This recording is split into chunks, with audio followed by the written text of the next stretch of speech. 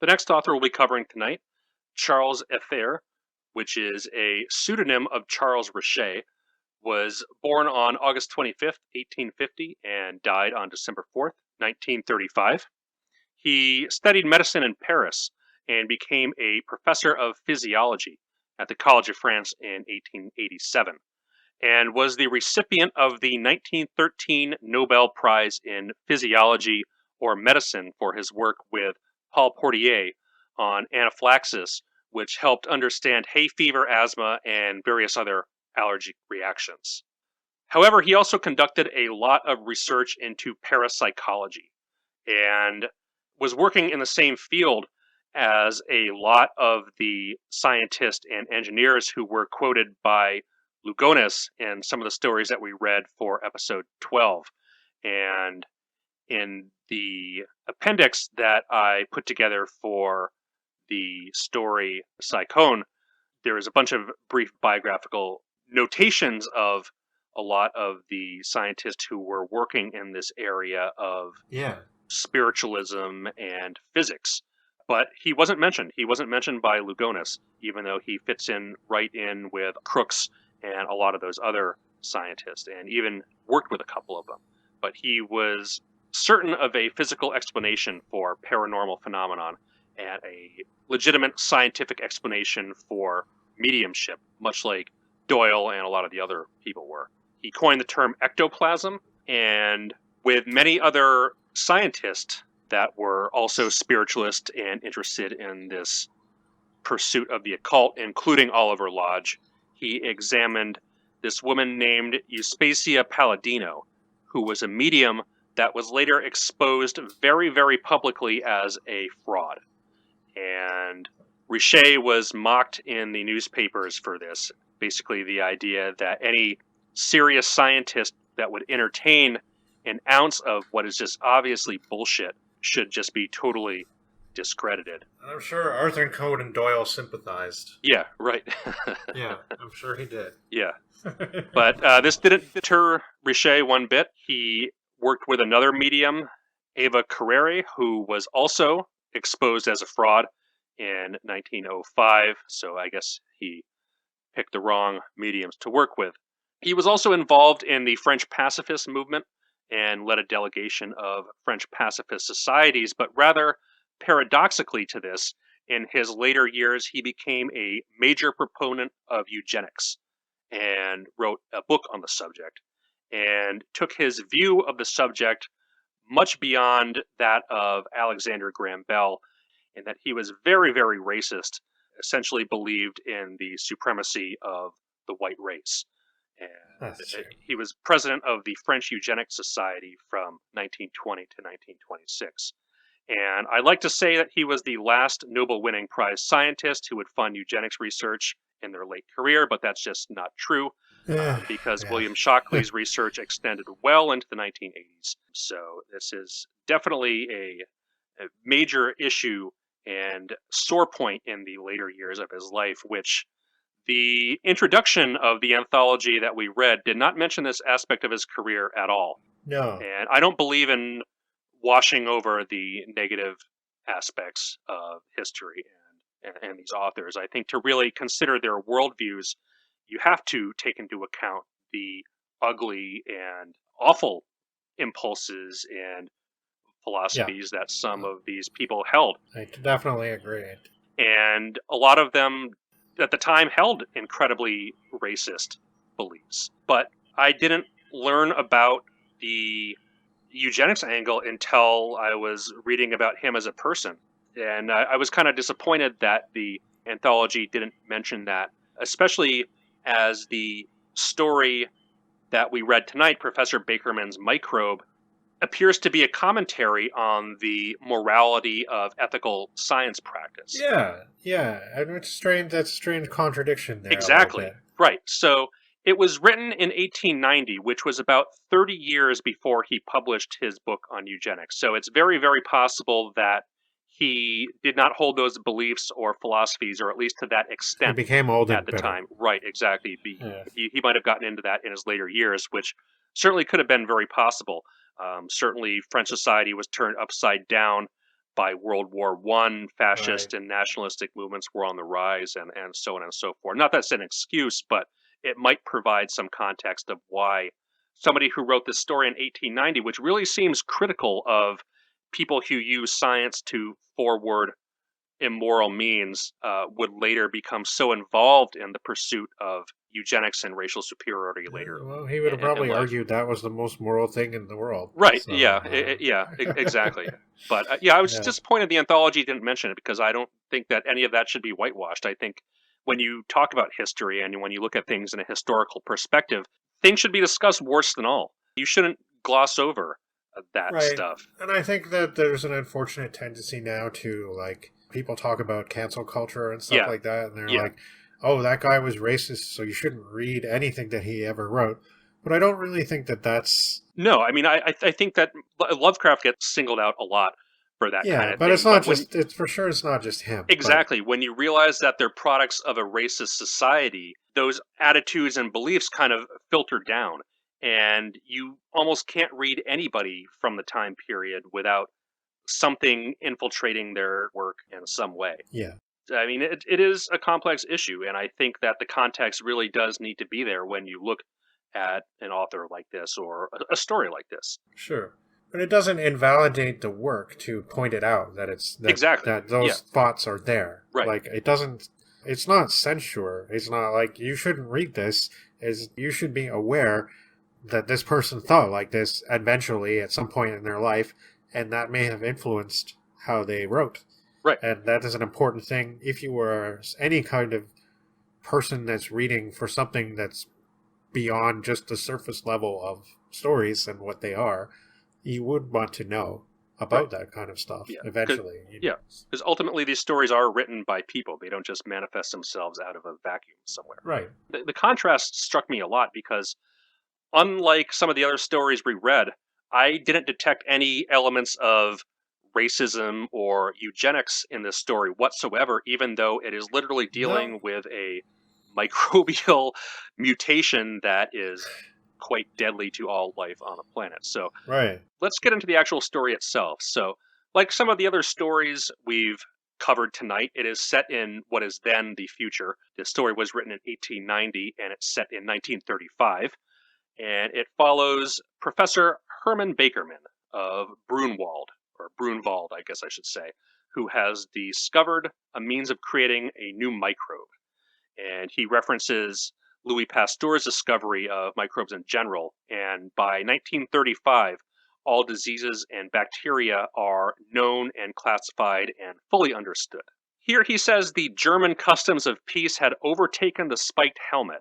I guess that's referencing the military buildup and nationalistic stuff under Bismarck. Really does not foresee the First and Second World Wars at all in a way that No. some of our other authors do with the rising nationalism. But the society in this story in the future, it seems like pacifism and peace has really won out over those nasty nationalistic tendencies, which again is in stark contrast with his later views on eugenics. The site of the university where Bakerman is running his laboratory conducting viral research, it's noted that virus and bacteria are used interchangeably at the time that this was written. So I guess modern understandings of what a virus and a bacteria is doesn't really reflect in the text. Yeah, and that was why I questioned when we were reading Yeah, right, 300 years right. hence, and I'm like, wait a minute, Yeah, that's like, why are they using that yeah, terminology? yeah, And I remember sending you a message one night, and right. I was like, is this a fake story? Like, is this really? Yeah. I keep ever since we started reading The Mummy, I've been kind of wondering sometimes, like, are we having a Dracula type situation on our hands? Right. Of Yeah. And that might come up again in the next episode, or at least it crossed my mind one or two times. But that's an authorship mystery for a different time. Hmm. So here in Brunwald, or I guess somewhere in Germany, we have our laboratory that Bakerman runs. And he's vaccinated himself against all of the virus and bacteria, or whatever the author's conception of that is, and has his chamber that he calls the Infernal Chamber. Oh yeah, And Bakerman's discovered a way to make these inoffensive microbes harmful. essentially killer bacteria that are able to cause death within 1 hour. And he says that a microbe is like a human being. We need soup, sauerkraut, beer, caviar, butter, cakes, mutton, fish, lobster, pate, honey, almonds, fruits, sardines, Rhenish wine, champagne, potatoes, and kummel. Yeah, it's so good. I guess the needs of a human being might have changed a little bit over the course of time, but you get the basic idea. A human being needs the right environment to thrive in, and therefore a microbe Yeah. does too. You make the environment a certain way, the microbe's going to do certain things. But he develops this really, really lethal bacteria that can kill 3,000 rabbits with one drop. Unfortunately, his wife, Frau Bakermann, just hates microbes and bacteria Damn and her. doesn't see the point of any of this. And she's not quiet about it whatsoever and is constantly telling Bakermann about how it's just a total waste of time. And I get the sense that he's kind of venting about his own wife here. But she also hates pubs, and Bakermann just has a habit of boozing every now and then, and he's unable to think of anything but the microbe which he's developed, which he names mortiful gurons. And I'm not exactly sure Yeah, what is meant by this. I tried to plug different parts of the word into Google Translate, but it came up empty here. it definitely sounds like almost shining death or something like Yeah, that, right. or some kind Yeah. of yeah. It doesn't sound good. No, certainly not. No. But since he's so distracted and just thinking about his microbe all the time, his wife suspects that he's having an affair with one of their servants. And she threatens to search his laboratory if he goes out drinking with his buddies, and is convinced that she's going to find a bunch of love letters there. Yeah. Instead, she dozes off early in the night, and he thinks he could just sneak off to the pub for one round with his buddies. So he meets up with his scientist friends there and is really excited to tell them all about this new microbe and gets good and drunk. It even drinks to its health. Yeah, right. To the health of mortifugans. Yeah. Yeah. But he gets back to the house all drunk and falls asleep and is woken up early by his wife, who is in great pain and clearly dying. And they summon for a doctor. And he comes in and he says it's this disease, the kusumi Yeah. of Dahomey. Some African disease. Right. And Bakerman's relieved somewhat because he thinks that his microbe that he just created had killed her. And it's this other thing now. She does keep ranting about the infernal chamber, though. That's Right. not a good sign. Yeah. So he goes to the laboratory after she dies and indeed sees that it was his microbe. She knocked over a vial of it. He's now concerned that it's going to spread across the entire town. And he's the only one that's sufficiently vaccinated. Right, exactly. Yeah. Because he's vaccinated against everything. Vaccines are important, guys. Yeah. You might invent a terrible microbe that'll kill everything. Or somebody else might invent the terrible microbe. Somebody else might, which is much more likely. Yeah. But he witnesses his maid Teresa die, and by evening, 17 more are dead. And the press is still under the opinion that it's a plague from the east, so Bakermann seems in the clear for now, but he has an internal conflict on whether or not to keep silent about it. But he ultimately decides to confess to his rival scientist, Cronkvine. And Cronkvine believes it's this kusmi, and just think Bakermann is completely mad and full of nonsense. And during this, Bakermann is struck by a flash of inspiration and just bolts out of Cronkvine's room. And this further contributes to Cronkvine's opinion that he's dealing with a madman. Bakermann gets back to his laboratory and says that the bacteria was cured in negative electricity, and that if he just would reverse the polarity to the positive, it would kill it. Yes. Reverse the polarity of the neutron flow. Yes. So he does. And it works. The bacteria is rapidly killed. Meanwhile, the plague spreads to the rest of Europe, and he announces that he can cure this kusmi disease with electricity. And he only begrudgingly refers to it by that name. The cure works, and the first to be cured is one of his friends, and they set up these huge apparatuses and machines to treat multiple people. Meanwhile, the plague rages, and it kills about 680,000 people. America is posed to sink any ships that approach it with this tetra nitro dynamite. Sounds pretty destructive. Yeah.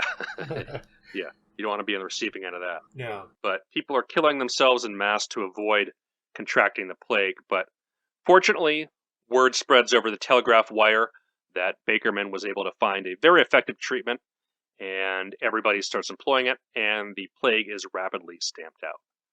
And Bakermann is bathed in riches and accolades, and his one regret is that nobody calls it mortal fulgurans, and that everybody is calling it this stupid Kusmi Kusmi name, and that he resolves to make a better, stronger, more lethal version of it that's more resistant to cures. And he still enjoys having fun at the tavern. Yeah. More than ever. And his wife's not around to stop him anymore. Right.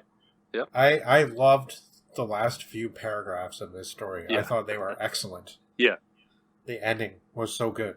Yeah. And so frustrating at the same time, but so good. Right. No, it really puts a spin on the story. You can see it's clear that he's taking a huge shot at the scientific community of only being concerned of their work, and it doesn't matter what the effect is on the population at large. You must create and do science for the sake of it, and more is better always. It doesn't matter what the consequences are. And I think you can see similar debates and attitudes within the scientific and engineering community around the atomic bomb, and people like von Neumann, who were brilliant scientists and engineers, but who advocated for first strikes against the Soviets and like killing tens of millions of people in nuclear warfare.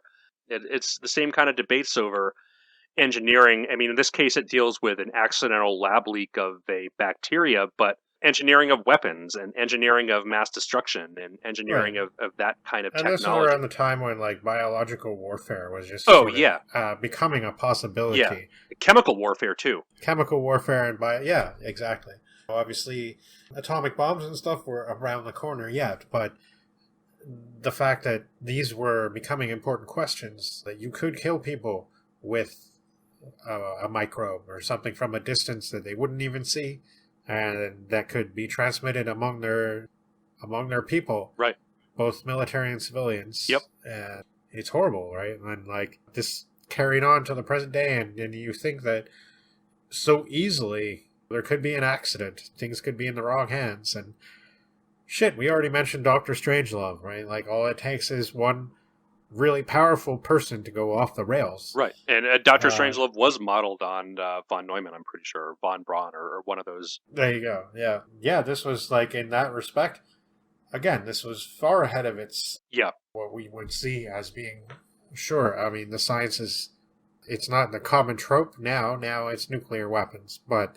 Well, even now, I mean, people are floating conspiracy theories of a COVID lab leak, and you know, this whole pandemic was caused by a similar situation of a careless scientist who's just engineering viruses just cause. You know, it does have some modern parallels. Oh, definitely. And nowadays we think that, we're living in the age of the pharmaceutical company, and the fact that, like, somebody like Professor Bakermann would not just have his infernal chamber in his residence or whatever. His wife wouldn't just be able to break in and unleash like a deadly microbe. But you don't really know that. We're just taking all that on faith. So much of this stuff is kept secret, right? So we don't know exactly how these experiments are conducted. So how could they... We're being reassured by people that we don't necessarily trust to reassure us of the safety of experiments and developments that go on with these kind of things that are happening. And people actually devote their lives to developing super weapons that can destroy the entire human race. Or many times over. Yeah. Yeah. Think about that for a second. People go to work just the way you do every day, and that's what they do. So. Yeah. What a world. That's Who needs deorbitation? Hail to the life of Morte Fulgurans. Yeah. And its health. This was interesting. I enjoyed it, and I think that it's a shame that Richer was a Nobel Prize-winning scientist instead of a science fiction writer. Yeah. Kind of? Yeah. A little bit? Yeah. I don't know. Yeah. Not really. But still, I mean, I would happily have enjoyed more like this, and I don't think he wrote much. No, I couldn't find too these much lines. else about his fiction. A lot of things seem to focus on his science work, both the pseudoscience Of and the course. actual science. Yeah. And the actual science does seem like it was beneficial and important. The medicine stuff related to allergies, yeah. Yeah. And I mean, the eugenic stuff, is obviously actively No, yeah. harmful. I And was not thinking of that, yeah. but right. But I mean, the parapsychology stuff, while it's obvious pseudoscience now, I think is flammery. yeah, Yeah. I think it's fascinating. It is, and we've definitely gone there already Yeah, with our episodes on spiritualism and even mesmerism. yeah, yeah. I mean, they both go hand in hand. But I mean, to picture all these learned engineers like Oliver Lodge hanging out with Richet, just sitting around these snake oil salesmen and Yeah, with their lab notebooks, writing everything down they say seriously, hinging on every movement and gesture. It's just fascinating to me. it really is, yeah. And it just shows that people are people and they can be prone to strange quirks of the character and eccentricities that don't necessarily go along with what we would perceive of their rational works and stuff like that. No, that's the whole human comedy, as somebody else put it. The human comedy, yes. Yes, exactly. And sometimes it just seems like a contradiction because we don't know what these people are really like. Yeah. We only know them by their works, and Mm-hmm. those have specific motivations. So I don't know. I like this story a lot. Yeah, I did too. I thought it was a good one, and Yeah. seemed quite ahead of its time. Oh yeah, So. and a lot of these do in many ways. Which I'm glad we picked this story set for this episode. So where are we going next? I believe we're going to Bengal. Nice. All right, take us there.